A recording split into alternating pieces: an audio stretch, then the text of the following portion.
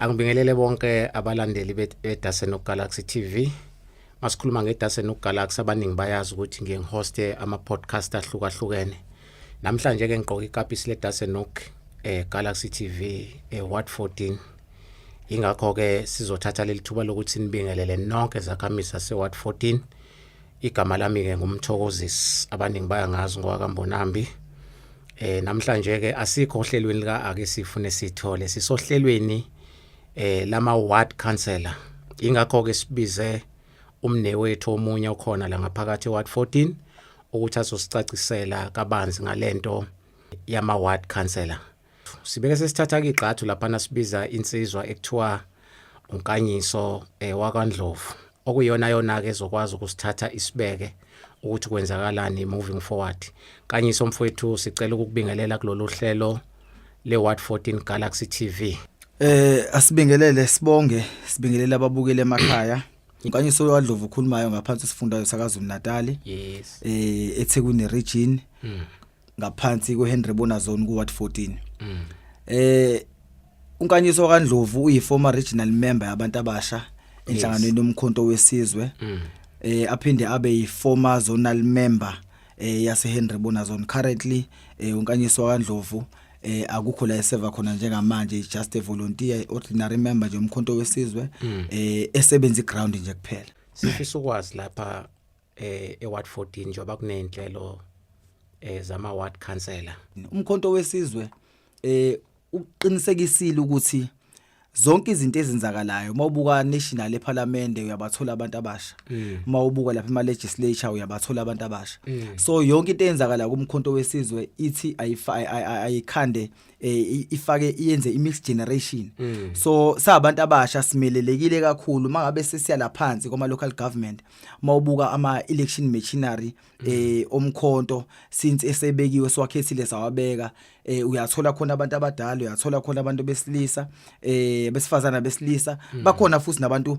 abasha khona ku structure lese motherboard. So njengamanje inhlelo zethu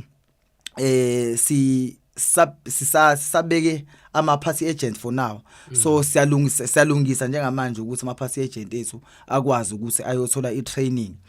So umkhonto wesizwe ke sibese sithi nakhona kule amakhansela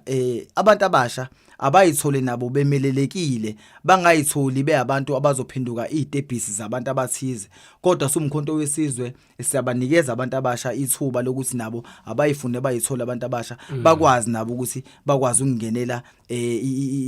ubukhansela ezama candidates, ngoba into eyenza ukuthi abantu abasha bafuneke kakhulu. Khumbula ukuthi abantu abasha ibona aba-understanda ama-challenges esibhekene nawo njengabantu abasha emphakathini. Umkhonto wesizwe inhlangano entsha efuna futhi ukuthi sibe nama-ideas amasha. So since umkhonto wesizwe ukuthi abantu abasha ababe khona kunomikepi kwama-structures nakuphi kule ndlela esihambayo, siyabadinga abantu abasha ukuthi babe khona bameleleke. Ingakho ubona yonke indawo President akabashiya abantu abasha, akabashiya omama, but yonke into esenzayo siyenza ngendlela eyidiscipline, senza ngendlela yokuhloniphana nokuthi senze sure ukuthi kulothi lifike ukhetho ngoNovember 4 zonke izinto zizobehlile ngendlela. Since sengishilo ukuthi ama party agent ethu kuyahlengehlengiswa njengamanje ukuthi awathole itraining. So konke komkhonto wesizwe kume ngomumo si ready sifit. Ingakho sikubizile namhlanje because sifuna ukuthi abantu baqonde ukuthi makukhulunywa ngeMK nalento yokhetho iziphi izinto ekufanele zilandelwe. Mhlawumbe ukuhlabela mgama lapha comrade sifuna ukwazi ukuthi ngakube umphakathi uyayikhethela noma mhlawumbe umuntu uzikhetha yena. Mhlawumbe angiyibeke kanjalo. Ngakube umuntu uzikhetha yena noma nomphakathi uyanikwa inithuba lokuthi ube ingxenye kulomuntu ozobe suke ekhethwa. No asibonge. Yes. Kule kanjalo kumkhonto wesizwe akekho umuntu oyibeka yena. Yes. Sikubeka kwacaca somkhonto wesizwe ukuthi ikhansela ezokhethwa umphakathi. Yes. Ngakho ke ngizokusho nje kugcwala umlomo lo ukuthi sebekhona abantu abafikayo ngaphakathi inhlangano yomkhonto wesizwe ngoba sebebona ibhodo eliconzayo. Bahambe bebashaya door to door ukuthi bafune ukuthi kube yibona abantu abazovotelwa ukuthi akuyona umgomo wenhlangano yomkhonto wesizwe kusuke sokwabantu nje abafika nomkhuhlane ngaphakathi enhlanganweni befuna ukuzoyipositiona bona so thina sumphakathi sithi iVD siyinhlangano yomkhonto wesizwe iVD neVD kuzomenyezelwa ngoba sokwenza izinto ngendlela ehlukile somkhonto wesizwe kuzohlalwa phansi kumenyezelwe kubizwa abantu bomphakathi mangenza isibonelo ngeward lami 114 ngiseTonut VD kuzomenyezelwa abantu baseTonut kuhlalwe eTonut VD kubizwe kukhethwe umuntu khona ngaphasi kwiVD ofuna umphakathi omazi umphakathi ukuthi lo muntu lo uyena umuntu ozokwazi ukusithatha asibeke ku2029 yena umuntu lo ozokwazi ukuthi aseve njengomphakathi akekho umuntu ozoqhamuka kwenye iVD afike siza ngala iTonut azothina uzophakanyiswa iTonut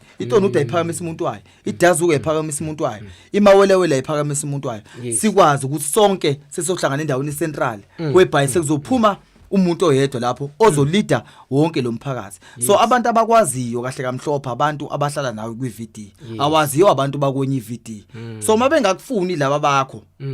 bazokufuna kanjani laba ngale ngaphandle ke mase khona imali engcolile ngoba siyazi ukuthi isikhona imali engcolile ephuma ngale yagogo ukuthi izophazamisa inhlangano yomkhonto wesizwe ya impela mawusabeka kanjalo ukuthi iward 14 ivuleke kakhulu I think mhlambi isuka from Emansenseni iziyoshaya ko Marian Hill Marian Ridge I mean iziphindi yoshaya phansi ko Marian Park njalo so uma umuntu aligna ngokuthi ufuna ukuba ikhansela kusho ukuthi uzama ukubeka caca ukuthi phela kwezinye indawo waziwa ingakho ukuthi abantu ngalabe ngakhona abakhethani basondele nomuntu wabo ngokunjalo iTonut isondele nomuntu wayo ngokunjalo iLower Tonut mhlambe sikhuluma ngoAuckland o Marian Park abasondele nomuntu wabo bese kuziwa la kuzohlangana khona umphakathi wonke uzama uyibeka kanjalo injalo alright lapho ke kuzobe sekwazi ukuthi kuscreenwe lo muntu noma avele ukuthi uthi MK izoyiphathelana okay hayi ngiya understand ke mawusho kanjalo then bisishawe entambeni injalo indoda bese ehlela ngezansi lehlela ezansi lonke leli linye ithimba ebekade phela licontesta ngoba phela ukucontesta kusho ukuthi kusuke kuliwa kahle kusuke kuthestwana amandla makufika lapha entambeni sekufanele kubonakaleke phela manje ubani ingqwele lodi iqhude so makusekubonakala ukuthi umphakathi ngezwe lomphakathi ubani ingqwele ekwazi ukukhuluma ukuthi iMK izoyenzelani icommunity so ngamanye amazwi sekufanele laba abanye behle ngobonda injalo nje mangabe Mbonambi kafushane siyacontesta sibaningi ngifuna ukwenzela imzekelo ukuthi mas contesta sibo 5 ngina 50 babantu ngibale lapho nami ngina 50 babantu nangomunye una 100 nangomunye una 200 inamba yanyuka njalo mengabe bonke labantu laba inamba yabo incane nanga umuntu oyimejayo and nanga umuntu futhi uyamfuna umphakathi nenamba futhi yamvuna thina ke esinenamba encane mangabe siwumkhonto wesizwe ngaphakathi hayi ngokugqoka iskipa umkhonto mabe siuphila ngaphakathi izobe sikuthini ukuthi asiconvince bonke labantu laba besihamba nabo uthi emadoda nayi indoda enenamba eningi isitha sisodwa asona izitha sina ngoba sina siya contesta but isitha ile nhlangano esibuya kuyona engale ile nhlangano yamasela ile nhlangano yabacindezeli isona sitha ke leso opposition esibhekena nayo so hayi thina ukuthi sina sizitha so sina njengamanje asiconvince bonke labantu labo uthi no bafethu ma comrade nangu umuntu esibone ngazathi umphakathi uyamfuna asimnikeze nithuba ngoba sonke la umkhonto wesizwe sanikezana ithuba kuthiwa ulide ubonakala mangabe uhluleka ubuyiselwe phansi kube komunye umuntu nakumkhonto kuzoba kanjalo nakhona emakhanseleni alikhansela ezohlala 5 years libhedela umphakathi mangabe sisaqhumba election yaqhumba election so nje ufuna wenze sure ukuthi mangabe ungene kulento amakhansela kumkhonto wesizwe kakhulukazi ufuna ugqoka amakepisi amabili usigqokele ikepisi la local government kule term yakhe 5 years wenze sure ukuthi useva abantu ngendlela elinganayo yonke into equal akekho umuntu ozothatha isayidi usayi ngoba lo wakini noma mhlawumbe kanjani no kufanele useve bonke abantu ngokulingana ukuze come 2029 sikwazi ukuthatha ukhetho ngoba into ya president ithi asithatheni ukhetho sikwazi ukuthi sishintshe iconstitution sithole two-thirds majority sishintshe umthetho sisekelo wa South Africa sithathe izwe lethu siphathele imali lethu mangabe sofaka ikhansela elazi ukuthi lona ligqoke local government ngoba mhlambe lifuna ukuzosasa amathenda bese lizofaka into omzalo lilanda ihlobo zale emakhaya ukuze ngoba yena useyikhansela sezobanikeza yonke into eyomphakathi senikeza abantu bakhe lo muntu lo akagqokile ikepisi la 2029 so guarantee for sure sizoluza ngo2029 masofaka ikhansela kanjalo asibonge Suzana ibaluleke kakhulu nalo ethintayo mne wethu yokuthi ikhansela elingenayo mase sikhuluma ngeMK ikhansela elingenayo kubalekile ukuthi liunderstand ukuthi lizogqoka amakapisi awu2 yes kapisi le local government ikapisi lika 2029 because imission kaMdala ithi asilanda two-thirds majority yes yeah so ukuze sikwazi ukuthi sithathe amandla siyoguqula umthetho sisekelo yebo wase South Africa wonakhiye so lokho kuzosiza ukuthi umuntu ongenayo abe nayo engqondweni yakhe lento ukuthi uzokhankasela iMK ngeward councillor noma uzodi campaign iMK so ngoba into ebaluleke kakhulu netargetiwe la ukualigna lezazinhlaka eziphezulu because sokhumbula ukuthi kunational kuphethe iGNU yes so ungakujaha uba ikhansela but ukuhamba kwakho uyongena emkhandlweni ngakuba ready ukhakhayi lakho liqinile for ukuthi lizokwazi ukuthi lumelane neGNU uma sikusabotage lapha emkhandlweni kumbula uzobuthembisa abantu izinto la ukuthi mazenzeke ingakho sithi sidinga amaphikankani ya mawukhuluma ngalento yokukhansela abantu abahabulile abazokwazi mabefika kwi-region besebenze njani bakwazi ukucrash iGNU yes bakwazi futhi ukuyi-accountisa because umphakathi uzobufuna i-service delivery khumbula phela i-national makuphethe iGNU ngoba phela soze siqala ungena emandleni ngo-2029 so makuphethe iGNU khumbula ukuthi mayikhipha ibudget you understand yama province onke if kunomkhonto okwazile ukudominate eThekwini ngamakhansela amaningi bazokwenza sure ukuthi bayilokhunje bayincisha amandla ibudget then uyabuya la umphakathi uzokubuza manje ukuthi wagcina uthe uzofaka umgwaqo sibisile wathi uzofaka imicaso wenze njani manje so ngamanye amazwi usudi campaign iMK for 2029 siyabonga ukusicacisela kanjalo mhlawumbe ukuhlabela mgama ke emfokandlovu ngifisa ukwazi mfowethu lapho ukuthi ithini indaba ka door to door because kunabantu abanye sithola ukuthi sebeqalile ukushaya door to door kwamanye ama organization kwagogo kuphinde kuzoba oSACP mhlambe nabanye but kwa MK ithini mission yakhona ka door to door because ngibona sengazothi sekukhona abanye asebeqalile ukushaya door to door mhlasimba umuntu uyayishayela ino door to door noma mhlambe kuba khona umlayelo oqhamuka kwiorganization ukuthi ayisekuyisikhathi sokuthi singashaya door to door asibonge ngiyayithanda lo ithintayo izokwenza ukuthi nomphakathi emakhaya sikwazi ukuthi uqwashise besinayo iprogram namanje saqhubeka ethi asiushaya door to door ngokomyalelo we leadership uhlukile ku door to door yes kunalo door to door kade siwenza wa online registration ukuthi abantu bakwazi ukuvota bakwazi ukubhalisela ukuvota akade besuka kwezinye indawo bashintshe izikhungo zabo bayithole sebevota la behlala ngakhona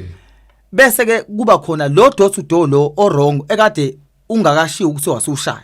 lo usushawa ke amadoda athize athunyiwe ngoba phela ngesikubalekela ukuthi umkhonto wesizwe kunabantu abafuna ukuhijack into eyenzakalayo bakhona abantu asebeyipositionile ngokwabo abawushaya udoor to door bewushaya bodwa amadala side lo door to door wabo into ehluke ngayo abaregister abantu online benzisa membership yes njenganje besenzisa membership nabagqoka ikipa njengathi kodwa bawona umkhonto ngaphakathi ngoba into bafika beyisho lapha kubantu ukuthi mina sebengikhethile abantu bomkhonto ukuthi ifanele ngibe ikhansela asikakafiki lo process asikakakhethi ukuthi asemphakathini wena usuhamba usuyothi emphakathini sebengikhethile abantu bomkhonto uthi uhamba nabanye abantu abagqoka ikipa zomkhonto wesizwe vele umuntu wayekena lapha uzobona abantu bomkhonto wesizwe kanti cha bonke labantu laba bafidwe imali ngesinxele so bakhona abantu asebekhona asebeushaya door to door siqoshisa nje umphakathi emakhaya ukuthi mabefika bekhulumeza amakhansela singakamemezeli labo bantu labo bathunywe uANC kuhle ku right ngoba sembantu labo abenza lonto leyo angithi bafika nento ukuthi bona badala kwipolitiki bayazi ipolitiki bayazi kulobhishwa kanjani so labo bantu labo bafika nengqondo yangale bafike nayo la kumkhonto sembantu ekade bese front kagogo umphakathi ebula kumkhonto wesizwe ubalekele labo bantu ekade belida ngale ekade bese front ka ANC mase befika manje bezothi bafuna uba makhansela ngesikhathi sirong bafuna uba makhansela omkhonto wesizwe while ku 2024 bebesibiza ngawo wonke amagama somkhonto wesizwe istokfela sazuma ayindawo lento yini kulo 2 months lo sebelibona ibhodo elicunza babona uMasipala waseThekwini uyahamba neMK sebeyaqala sembantu labo sebeshaya door to door sebekhanda idivision phela njengoba into imission yalabantu labo ukuthi sumkhonto asixabane sidivideane ukuze bona bezothola indlela ungena besilwa nesitha ngo2024 singaphandle njengamanje silwa nesitha sesingaphakathi so sebefikile sebekhona wathi upresident ngelinye ilanga bayeza beza nomkhuhlane wayingadlali sebefikile ke njengamanje and imali iphumile thina sazi ukuthi beshaw door to door siphuza ama drinks sidla amagunya sihlephelela nasama comrade sharing komishe yodwa njengamanje kudliwa ama KFC njengamanje sine transport siyaqashelwa imoto yini inhloso wena futhi uhamba ushaw door to door yini njalo mabe kunomhlangano always wena uhlezi isandla sakho siphezulu uhlezi wena ufuna ubeka umbono wakho uphikise lo we leadership uphikise ama ground forces owaficile wena uno 2 months ukhona emkhontweni wona igama lakho kufanele hlezi lihamba phambili so sikule nkinga ke yokuthi sinabo abantu abadala abasuka nensila engcolile yangale kakhongolose abafuna ukuzoyifaka la kumkhonto wesizwe siqwashise nabantu abasha bama volunteers omkhonto wesizwe ama ground forces ukuthi abe aware ngobaba abafika nensila ebhedayo sebesiqalile angeke baze balungeke ngoba siyabantu abasha simile uzini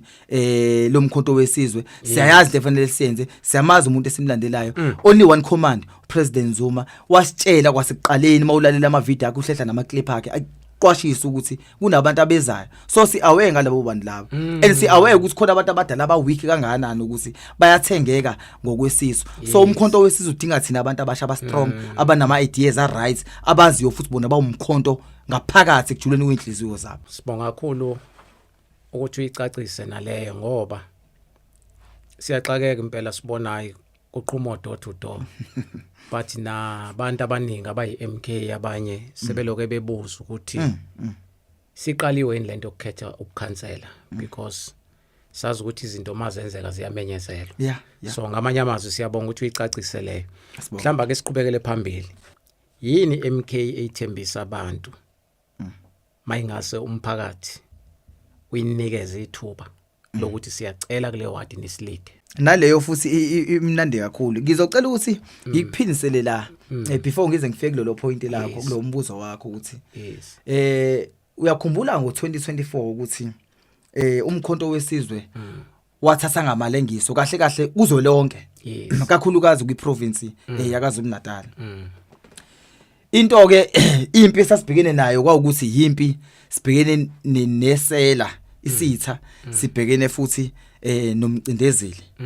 half dozen amaqanda laba beDA ubona abantu ekade sibhekene nabo labo njenga ngo2024 so manje ke into yethu ukuthi uyakhumbula kahle noma nje njengamanje yabo nje uphethe ifone ifone yakho mhlawumbe iHawaii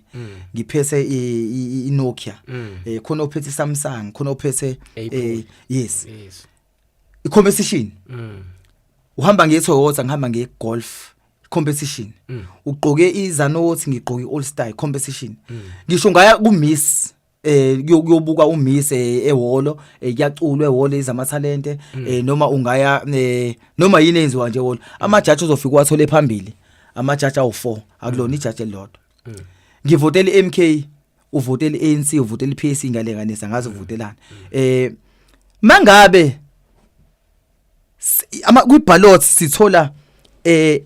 inhlangano mhlawumbe more than 40 why kube iorganization eyodwa IEC ekuyiyona ezosibalela ama vote iphi competition kaIEC sabona ngo2024 sithola imshini IEC icishile eminye ichajiwe emzini yabantu nali ilunga le-ANC le-IFP qishe nama-ID yabantu corruption sivota lapha esikhungweni sokuvota kodwa nawo umuzo la kuthiwa kuyachaja umshini charge umshini IEC bengafingani nomshini oright so ke njengamanje siyawunxusa umphakathi ukuthi awungakhathali awenze ngokuphindelela njengamanje sizowuthatha umasipala njengamanje asiyi ukuhambisa amabhokisi kwezinye indawo njengamanje sivota la sibala la alikho ibhokisi elihambayo so asiyawunxusa umphakathi kakhulu ukuthi siyakwazi ukuthi uIEC uchemile ubonakele usuchemile njengamanje ke still ono IEC ozobusibalela amavoti but sobe sikhona egungwini zokuvota somkhonto wesizwe sobe siyibambele thina umshini somkhonto wesizwe siyawunxusa umphakathi ukuthi ungadikibali uvote lomkhonto wesizwe la eWard 14 sengibuyela back embuzweni wakho la eWard 14 sinezikole ezu7 yes lezi ikole ezu7 umkhonto ungaqhamuki sinezikole ezu7 la okuwukuthi musu uyabheka le ikole ezu7 ezu5 zalezi ikole ziphakelwa indoda eyodwa yakaMashu noMemlazi yes ingakho uzothola khona abantu abasha abahlele emakhonteini ekseni kuze kuyoshona ilanga ingakho uzobona amantombazane emisa inyanga unyaka nonyaka siyazala ingakho uzobona ama drugs emangaka ngoba azikho izinto ezithi thina asiyikhiphe busy emphakathini ama sports awasanakiwe ama ground esaqothukile all over amapala aphelile ayikho into ethi njengoba sinezikole ezu7 ake sithina esihlala ngase eTonudi nje besinedelane primary school ake sihlangane sibe bawu10 senze iNGO thina abantu baseduzane kwaleso sikole leso akube thina esophakela leso sikole ebheke kuhle thola umphakathi wangasebheke kuhle awube u10 wenze iNGO uphayele ibheke kuhle njalo 10 sinekole ezu7 shuthi lapho uzobusuwondle imndeni ewu70 ozonikeza isinkwa sokuthi akube nenzobhekelela lesi sikole lesi kufanele kube ukuthi njengamanje sithina njengomkhonto wesizwe njengamanje kwa SGB ngoba izikole masuyafika manje amathola esablockile ama window aphihlikile isikole aspendiwe isikole singcolile into efanele siyenze njengamanje ukuthi masingena sithatha amandla ngoba vele SGB ayifuni ukuphuma ishintshe nje ngoba kunale mali yesikole elibele SGB ayiholi kodwa ithola idla lapha nalapha ezimalini ezirong efanele ngabe zenza idingo zesikole kodwa zenza idingo zesikole kudla bona labo bantu ngikhule mina esikoleni eprimary besicovelwa ebhakedeni kuyimbayi okukudla ukubona ukuthi ukudla lokufana nokudla kwasejele umuntu onecala kodwa ngingane esikole ngila ngaphandle still noma sengikhulile ingane yami efunda lapha ya isadla le yanto kade ngidla nami ngikhula 2026 nje lesikona njengamanje kade sabanikeza abantu abadala amandla ayangena amamiliyoni unyaka nonyaka ezikoleni akushintsha ukudla kwesikole kuza kanjani sileselelani emphakathini isoup kitchen eyokwenzana isoup kitchen le othola kuyona uthola isobho amanzi esobho nomqalo wodwa wenkukhu bese uthola uhafu wesinkwa zonke izinkwa labantu abahleli lapha ya esikhungwini lapha la isoup kitchen uthola belayisha izinkwa emotweni zabo sebeyidayisa kwezinye indawo umeleleke kanjani umphakathi njengamanje siface challenge ukuthi sinama toilets yes projects ayiphelile sinemxhaso iprojects ayiphelile iproject yathi mayifika la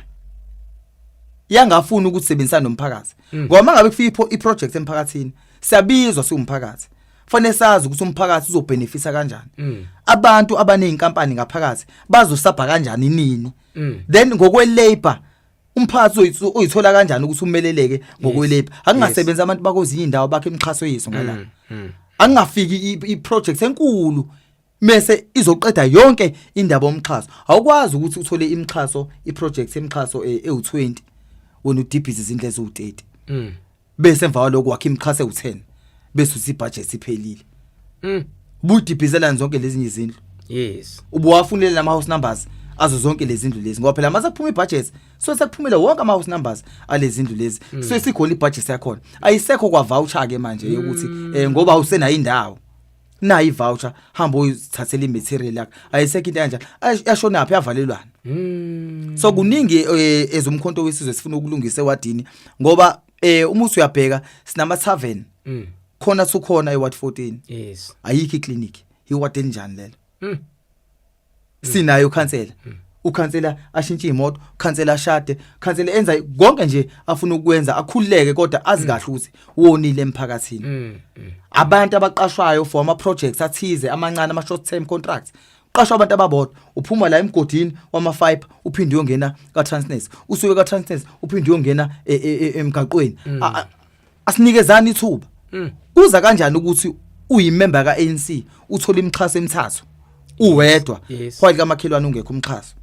izona zonke izinto esifisa ukuyilungisa futhi saqinisekisa ukuthi once sathatha somkhonto wesizwe ikhansela kade likhona fanele account zonke izinto ezisele emuva alikhansela lizoyekwa lihambe nje nemali kanjalo bese siyahlala siyasula ngoba umphakathi uzobubheke thina njengenhlangano abayinikeza amandla hey umxhaso wamagcina ngawuthola so ujaha kubani khansela buya account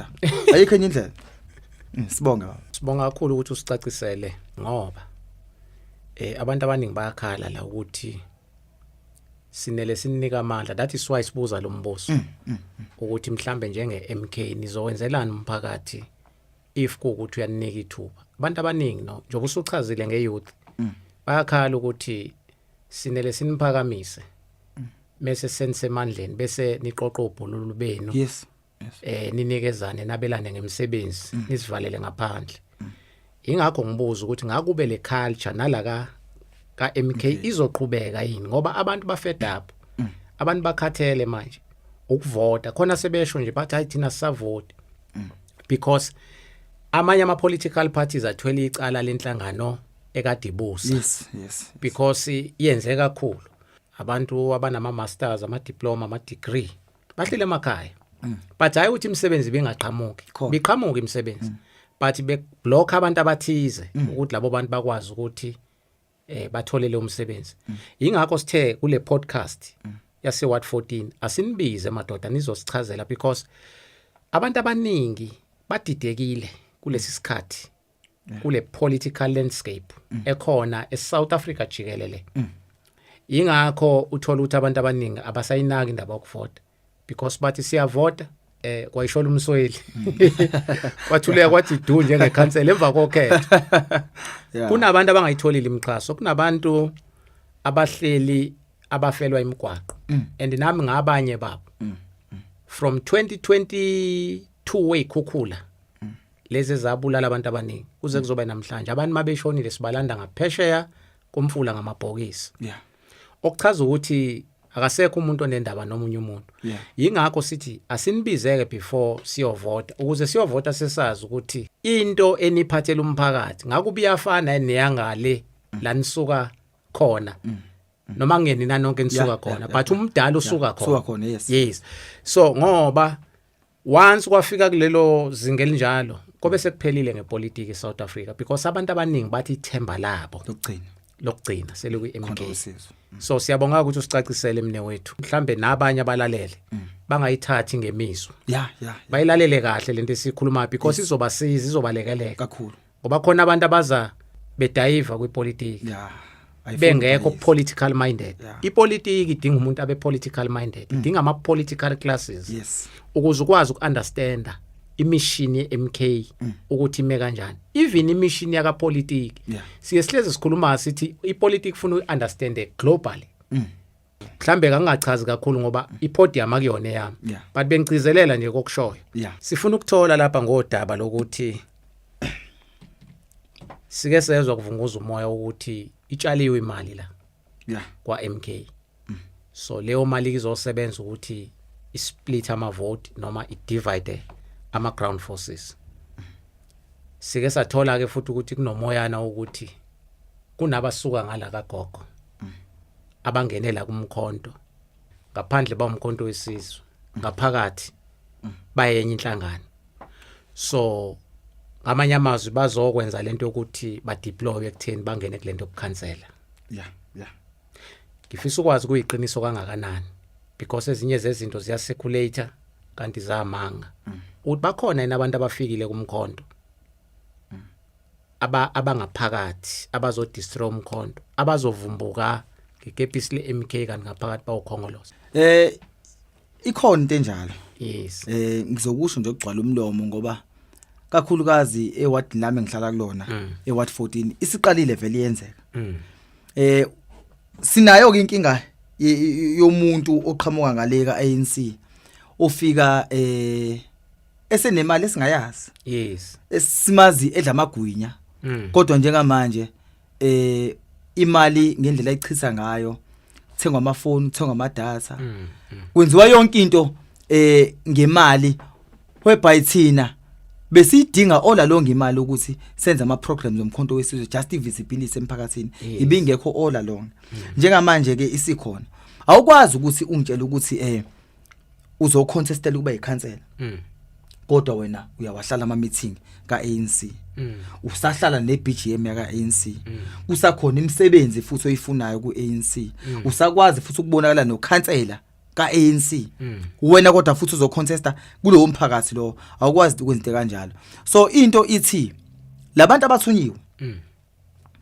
bagqoka ikipa zomkhonto. Kodwa ngaphakathi abawona umkhonto wesizwe. Izenzo ke ziyamveza umuntu nezinkulumo ziyamveza umuntu. Akhona amanye amadoda khona nje kumina msalofu kumina nje esekuyafika kumina semdoda lekhankasayo khona eWard 14 efuna uba yikhansela eqhama wakho kina 2 months ifikile. Yafika kumina shuthi mayibona ibona umfana omncane shuthi umfana ovocal umfana okhuthele yasi mifika kumina indoda le yasi Kanyiso yazi la sekukhona abantu asebengibonile ukuthi ngingakwazi ukuthi ngiubambe lo mshini lo so bengizoxoxa nawe la complaint ukuthi hayi na into ekhona manje evelile ngicela ukuthi ungiseke. Sengithi mina hawu comrade kanjani ukuthi uzotshela mina ukuthi mina ngikuseke wena zolo lokho ubukade usithuka usibiza ngawonke amagama ngizokuseka kephi kwistokfela sazuma yini kwaphela ngikwazi ukuseka kwistokfela sazuma bese busibiza ngamagama wena all along ungakwazi ukuthi usebenzisane nathi mekuthi nawe umkhonto wesizuba uthanda why manje ngalo 2 months wena usufika usuzothi khona abantu abakubonile thina sinesiqiniseko sokuthi abantu bangakini abakazi bayisho lonto leyo. Sikhona ke imali ephumile akhona amadoda ayesebenza indaba ukuthi bazo divide. Angisi into eyenzakalayo ithi hambani niyongena kumkhonto. Yes. Nale mali le. Kunabantu abathi mina ngeke ungithenge ngemali. Bakhona kodwa abantu abaweak abathengekayo ngemali. Bakhona kodwa abantu futhi abathi mina ngiyayithatha imali yakho ngizokwenza into right. So bakhona ke abantu asebeqalile bewenza lo mkhuhlane bewufaka ngaphansi umkhonto wesizwe. Inhloso yabo ukuthi kungene esigxobeni ikhansela la ANC. Kungene esigxobeni ikhansela lomkhonto. Lelo khansela lelo mkhonto aluwona umkhonto. Lu mkhonto ngesikipa. Ngaphakathi lu ANC. Ukuze masibuye lapha emkhandlwini bese kuyofakwa futhi uANC. Kuyovotwa together ukuthi for ANC beze ngemishini ethize. Inkulumo zabo ziyazwakala, izenzo zabo ziyazwakala, ama meeting abawahlalayo ayazwakala. Ugxeka kanjani abantu obaficile wena usufika nento yakho? Why wena mekuthi wena awukho ngezikhundla ungabambi iback seat uhlale phansi? Why uhambele bonke abantu wena uthi abakubeke ube ikhansela? Usumdala, abantu abadala manje sisi abahlale phansi. Ngoba ibona beza nalensila yaka ANC ngale and ayiphumi kalula le yansila inzima andibona futhi abathanda le mali eyehla ngomlenze angisibona abanendaba ye future bona abanendaba nokuthi mangifa manje kufanele ngishiye ifa emndenini wami so okuyinto thina ke engekho emakhanda ethu thina njengamanje sifuna ukubona umkhonto uyaphambili and sifuna ukubona igeneration esilandelayo iphumelela ngenxa yemisebenzi esesiyenzile azilanga la ukuthi sizo seva thina noma mhlawumbe imndeni yethu basolungisela umphakathi bakhona abantu abafikile enhlanganweni nomkhonto wesizwe sixabana kangaka nje abanye bethu ingoba isisa sisekho ngaphandle sesingaphakathi and sebhizi siyasebenza siyayichitha futhi imali umphakathi emakhaya awuyithatha imali wathathena amagrosa ungayi grosa ungayeki futhi imali idla makudliwa kodwa mase kuphakamisa umuntu ungathathi umuntu okade simbalekela ngale mase kutshela njengamanje useqondile uyasikhohlisa lo muntu lo asifakeni abantu abasha asifakeni abantu besifazane abame kancane obaba abadala esibazibonile ngale asifake abantu abasebenzela umkhonto ukuze sizokwazi ukuthi sithole indlela ukuthi ngo2029 sikwazi ukushintsha iconstitution sikwazi ukuthatha izwe sikwazi ukuyiphathela izinto zethu ngokufuna kwa president asibonge baba cha siyabonga kakhulu mne wethu siyabonga and I think onendlebe uzwile because i-podcast isuke ikhonela khona lokho ukuthi umuntu nomuntu akwazi ukuveza umuzwa wakhe ngezinto ezisuke zenzeka ngaphakathi ke kuleyo ward. Namhlanje ke singe ward namhlanje ebizwa ngoDasenhoek Ward 14. Yes. Sijwayele ukuhlala kakhulu ke ezinhlelweni ezithinta kakhulu indaba zakamoya. Ake sifune sithole. Kodwa ke sithe ngoba kunesimo ke sikhona sokuya ku local government ke ngabona futhi kwenziwa nalento yokuthi abantu abayoyichecka.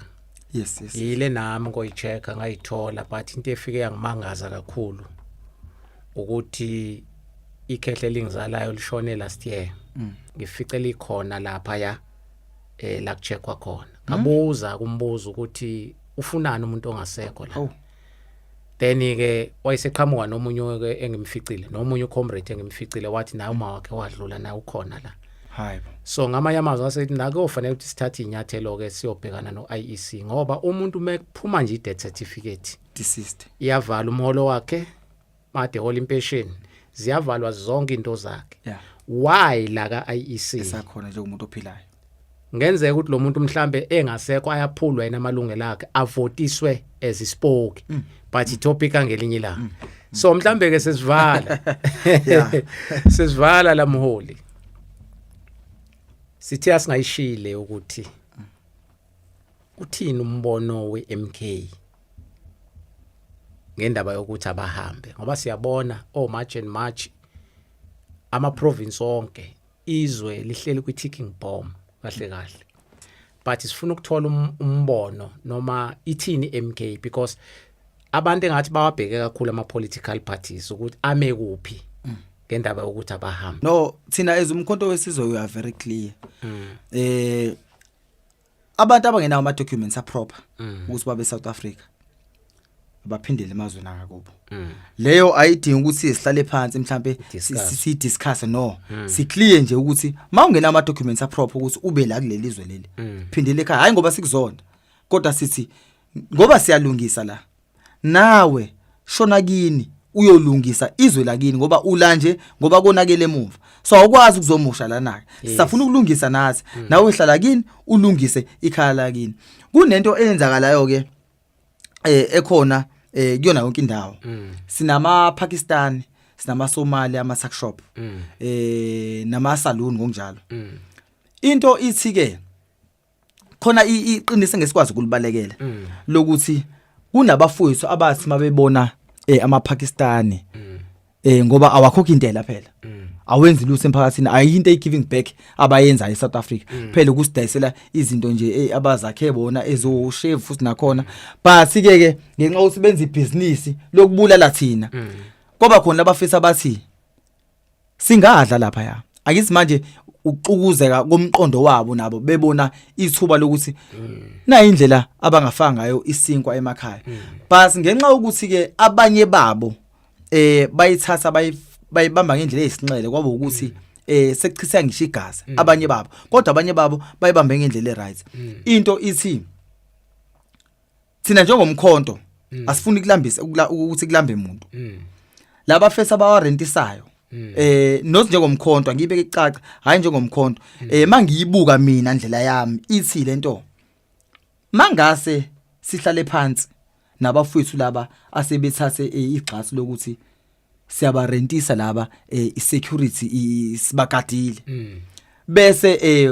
ubuka ukuthi njengoba sithi abantu bangaphandle sisabahambe mabehamba abantu bangaphandle ayisibakhona bese aba interested kulento yama business yama tuck shop nalaba kade berentisa akufanele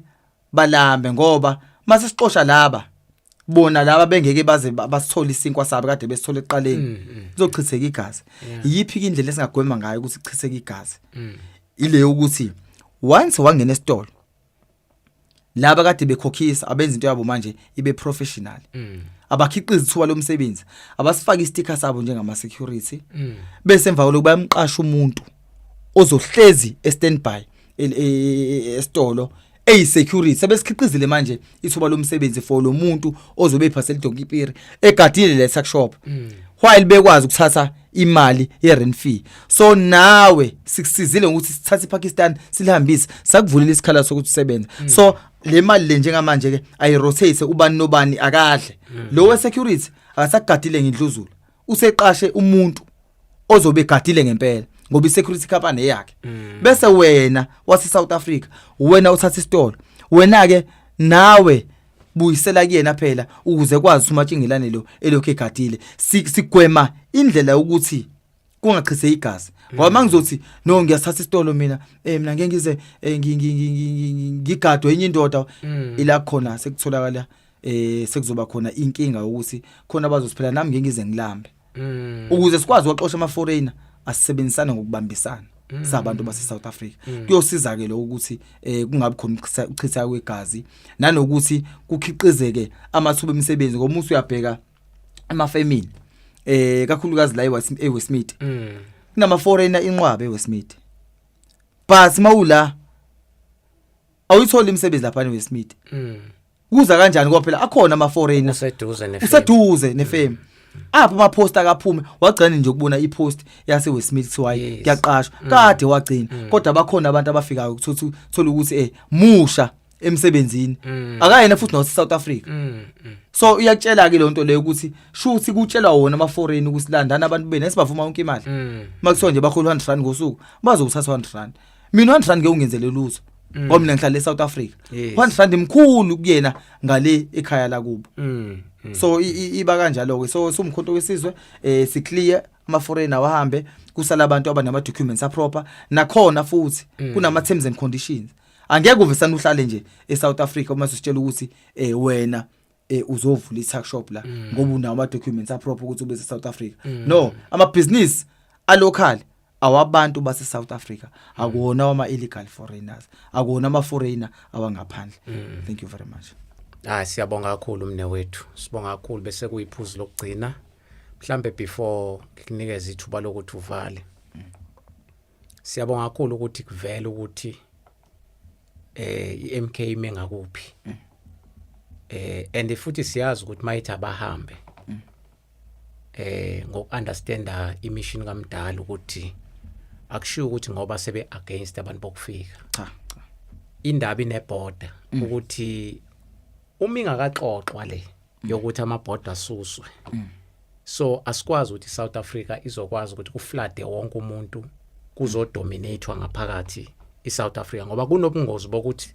kusasa labantu bangavuka baba mavukela umbuso balithathe lelizwe. Bese sibono Israel abantu abahlala khona ama foreigners lawa asajika qoqobalo Israel. So ngamanye amazwi ngifuna ukubeka caca ukuthi uma sikhuluma ngalento iAfrican state imile into ukuthi indaba ilele kwiAU. So manje ibone kufanele bakhipha umhlahlandlela ukuthi okay njengamanje sesiyawa scratch amabhoda. Wonke umuntu sengasuka le eze ngapha nomunye asuke ngapha yile. So sithi njengamanje abantu aba understand ukuthi kusuke kuthiwa abantu abahamba olungisa amazwabo ukuze mas prepare lento iAfrican state. Nalento ukuthi sibe neAfrican currency. Leyo nto le yenzeke wonke amazwe aseAfrica ephila. Because asikwazi phela ukuthi iSouth Africa izokwazi ukuhosta wonke amazwe aseAfrica. Bese sibuye siqhuquzela nalento ke mne wethu sakhuluma ngale yokuthi abantu abangabi nale mentality yokuthi uJacinta Mangobese noma uphakela umthakathi abavula ama political parties. Because kunengozi khona la yokuthi khona abantu abangakwazi ukubuka lento yepolitiki impidla ngesuku ikhona eSouth Africa ukuthi uma isuka ilidwa wobani abasuke be behind. Because la kwi March and March khona abanye abaku ANC kukhona abanye abaku MK kukhona abanye abako ATM kukhona abanye abako Action SA. So mawuthi ke akaphakame umama uJacinta Mangobese avula ipolitical party uyacabanga yini ukuthi kungabe ingalesikhathi kuphela ngephupho leMarch and March eyibulala because laba abantu abamsekayo bazobuyela kuma political parties abo bathi hayi ngoba phela sekuyinhlangano nathi asibuyele inhlangano so bese kuphasana imission yabelungu divide and conquer kufanele ukuthi abantu bak understand lokuthi each and every movement operate eSouth Africa ingakho sithi abantu ababe open minded ababheke phela ukuthi udriver wale movement abamusu kumhlomekisa ukuthi hayi vula ipolitical party uyabona because ekugcineni ingozi ekhona abantu abalandela lo muntu basuka kuma political parties ahlukahlukene so kobe sekuyingcwaba kwethu imash and mash kanti njengamanje siboniseza kahle yes kakhulu because ivundulula izinto eziningi kakhulu ekade efihliwe so sesizovala ke ngifisa ukudlulisa nalokho ngiyaxolisa because isikhathi sethu sesiyaphela ngifisa ukudlulisa lokho ukuthi ni aware as iMK party kokhela ukuthi umdala akaza akhulume ngendaba yama ward councillor ward election I think ama comrade amaningi awanako ukuqonda ukuthi why umdala engafuni ukuthi lento besemlonyeni wakhe it is just because umdala uya understand ukuthi lento ye ward councillor kungenzeka izophazamisa imission kaMdala ngo2029 yes kungenzeka ubukhansela lobo buzoba khona kuwo wonke ama province buzodi campaign MK ngenxa yosomathuba but siye sikhulume lento ibe miss call kwabaningi because abantu abaningi sebebalile sebeyipositionile abaningi vele umdala mememezela lento vele bazothi hlaka bathi ayikho lento yomkhono but umdala u20 step ahead kakhulu ubuka ingozi siyakuyona so ngokwakhe iyamhlupha mina ngokubuka kwami yabo iyamhlupha lento yo board councillor because uyazi ukuthi kuzoxatshana ukubangwa lento eyikhondla yes mangase kwenzeke umdala sivuka ekseni athi hayi ma comrade bekaniphansi amathulusi ngicela nje niphume niphele lento ama ward councillor because lento izobulala imission ka two third majority because iqiniso singesiliphiki ukhona abantu abazothi mabengena la kulento umkhansela bayithathe ngemizwa bayithathe ngobhululo injalo impela kanti nje bathi uchaza ukuthi kudingakala abantu abafaka amakapisi amabili local government in 2029 hayi umuntu ozophela hayi umuntu ozodi campaign MK ba aware abantu ukuthi lento abayijahile ngaye bayithole emkhandlweni njengamanje if abantu ukhakhayi labo lingaqinile ngiyayixoxela nje lungaqinile because la imphakathi ikhetha khona fayikhetha abantu abamaphikankani abantu abahabulile abantu abayingenile kakhulu nalento yama political classes abaphethe ideology MK abazothi mabefika lapha yana emkhandlweni bayicrash iGNU because ngeke sikuphike lo ukuthi njoba siyongena emkhandlweni CMK kuphethe iGNU yes ku national kuphethe iGNU mhlambe ke njengoba unale spirit onaso sokuthi ufuna ukuba ikhansela uyacabanga yini mhlambe kuye kwafika yini kuwena uthi ukhumbula ukuthi iNational yona ephethe ibudget kwiGNU before 2029 usazosafara lo 5 years uswishwe nje ngebudget ngalesikhathi abantu bathembisa ithi imigwaqo soyilungisa ama toilet imikhaso bakubuza ke phela abantu manje ayisakheki manje ayisakheki yonke lento pompo bavaliwe mhlambe sengivala nje mfowethu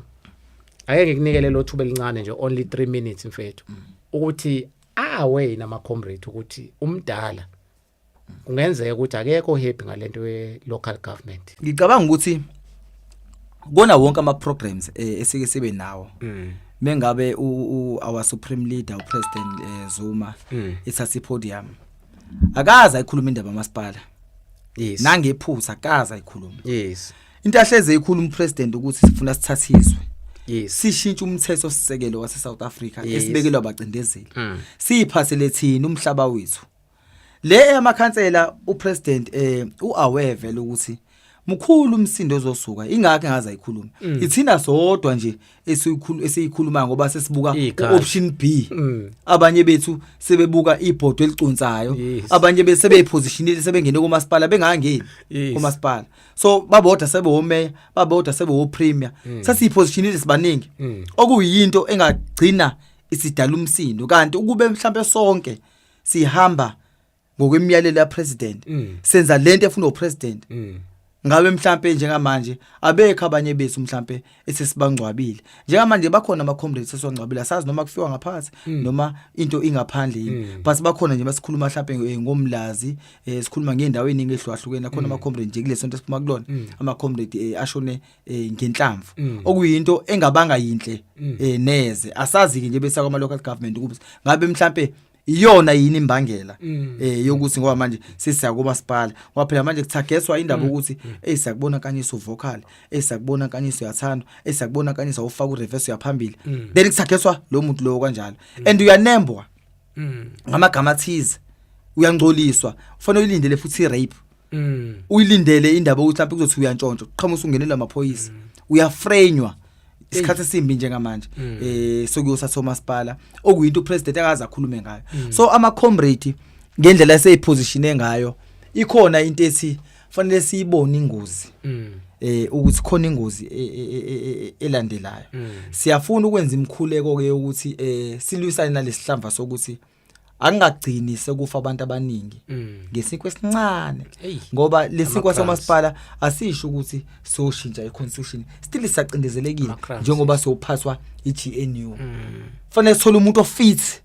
oyifighter mengabe ifika lapha uyolo uyofuna uyolola imfuno zabantu abuye nazo leza ithembisa umphakathi so umuzo uhambe lapha uyoba uyesibasi soba nenkinga ngo2029 lo suited majority ofuna president ngesikwazi ukuthola njengamanje sifuna ifighter asifuni umuntu ozofika afumbathiswe imillion bese shiya yonke into ngoba mangakho ama million angenayo njalo ngonyaka eWard 14 wena uthatha imillion elilodwa elilodwa million ngenxa ukuthi imali enkulu ngoba imali yambulala phela umuntu imali yambhayizisa umuntu kakhulu ulahle nize ngixabana ekhaya ubulala umfowenu ngenxa yemali so imali iyimpande yesono yimbi imali is power so iyona eyenza ukuthi abantu bagcine sebeyilahla idirection yes le esasinezo president njengamanje sesinake indaba yamasipala but asikazi simuzo president why singayibuzi thina ukuthi president why ungakazi ukukhuluma indaba yamasipala why ngoba le just option yes nje ukuthi okay ngoba sesigijimile kulo 2 years lo 3 years lo abantu badinga ukusave ake sithathe mhlawumbe lawo mangcushana ke amancane but asiyipopolanga ingozi esilandelayo ngemuva president nje bethule uyayazi ingozi yebe ukade uchaza ukuthi he's always 20 step ahead yes uyazi nakuzokwenzakalana but thina siyahlomeka ngobani inhloso yethu ukuthi siyothola lemisebenzi le abanye bafuna amathenda abanye bafuna ukuba boss kwabanye abantu abanye bazele ukuzopheya ka ANC ngoba waxabane nekhansela waxabane nama forces akhona ka ANC manje bela ufuna ukuzostenda ngathi ukuze azopheya azizile ukuzopheya la so seva umphakathi nosamalunga omkhonto wesizwe so save umphakathi siseve nabantu ba ANC siseve noma yipi opposition ekhona ngoba abantu bakithi bonke labo bantu labo awukwazi ukuthi uthi umkhonto sizokhulula abantu bese kodwa wena uthi hayi nina baka ANC hayi nina baka uzobakhulula kanjani abantu bazona yes so upresident akaze ekhuluma indaba yamasipala ithine siyikhulumayo but asiyipopulanga ingozi ngenxa ukuthi kodwa sesifikile asenayo ichoice asakwazi ukuhlehla seyimuva kodwa upresident masavuka ekseni athi tools down yonke into mawumkhonto uzowayeka amathuluzi usebenzele umkhonto ngendlela efuna upresident but mungani umkhonto uzobabona bazobuyela back kagogo ubhlungu yekuthina ngoba sina siwumkhonto abantu abasha asinayo indawo esingabuyela kuyona ithemba lesilogcina lona leli lomkhonto wesizwe and samba nabantu abathunyiwe abazosebenza ukuthi vele noma ingafi into yomkhonto bona ba right bazobuyela kubo ekhaya sina ke sibuyele indawo this is why so defenda ngayo umkhonto wesizwe thina as ama ground forces bese kuqhoma amagama ekuthiwa hayi bayi parallel bayi no si defend umkhonto wesizwe ngoba siyinsila yomkhonto wesizwe siyimpande yomkhonto wesizwe asifikanga ngokotela istaff siyayazi lento siqalwe kanjani ngaluphi usuku and siyazi mission ya president siyamlalela upresident iyodwa command yomkhonto wesizwe only our supreme leader upresident Jacob Zuma mase kusasa tools down sishiya phansi mase siqhubeka siyaqhubeka imile nje iclear injalo no mhlambe mfowethe lakhe lokuvala bese uphinda usinikeza ama contact akho la utholakala khona ba mhlambe uke wathinta nendaba ye membership zonke lezi zinto no ngokwe membership okwamanje into ekade saqhubeka nama program esaqhubeka nawo iwona lawa awa online registration since sisalinde ke umhla ka1 August mhla ka1 nomhla ka2 ya nakhona futhi kuya register so siyawunxusa umphakathi wonke ukuthi abangakwazanga ukuthi bavote babhalise nangomhla ka2 mhla ka1 August sisakhona ithuba usakwazi ukushona isikhungweni sakho sokuvota esisondelene nawe eduzane ukwazi ukuthi uyoregister sinxusa bonke abafundi abafunda o matric ukuthi mase bewatholile ama ID siyacela ukuthi bashone lapha ya ekhungweni zokuvota bayoregister bese come November 4 benze sure abantu abasho ukuthi bayahlangana babe unite bese bayakwazi ukuthi bayothatha istand lapha bakwazi ukuyovota ngoba lempe sikuyona thina asiyona i-future generation kodwa siyi-current so lo mzabalazi sikona udinga thina njengabantu abasha ngokwe-membership i-R20 membership emkhonto wesizwe siyacela abantu ukuthi basukume ngokuningi babo in-numbers bakwazi ukuthi bayenze i-membership emkhonto wesizwe sokwazi ukuthola indaba ukuthi ingana inamba yethu ezinhlangano isiza kakhulu ke i-membership mangabe sokwazi ukubona i-status sethu ukuthi sibanganani so sinxusa bonke ke abantu abasha bakwazi ukuthi bayenze membership ba register futhi na online baphume emhla ka4 ngobuningi babo babizane singabashiyi ngaphandle abanye abantu babizane mangabe kusola indaba ye-transport kuzomela si-organize transport mabe niyibona futhi transport yagogo nenze nakwenza ngo-2024 manibona i-transport yagogo gibela nonke neyazi defanele nenze phambili vote MKP kwaza mkhonto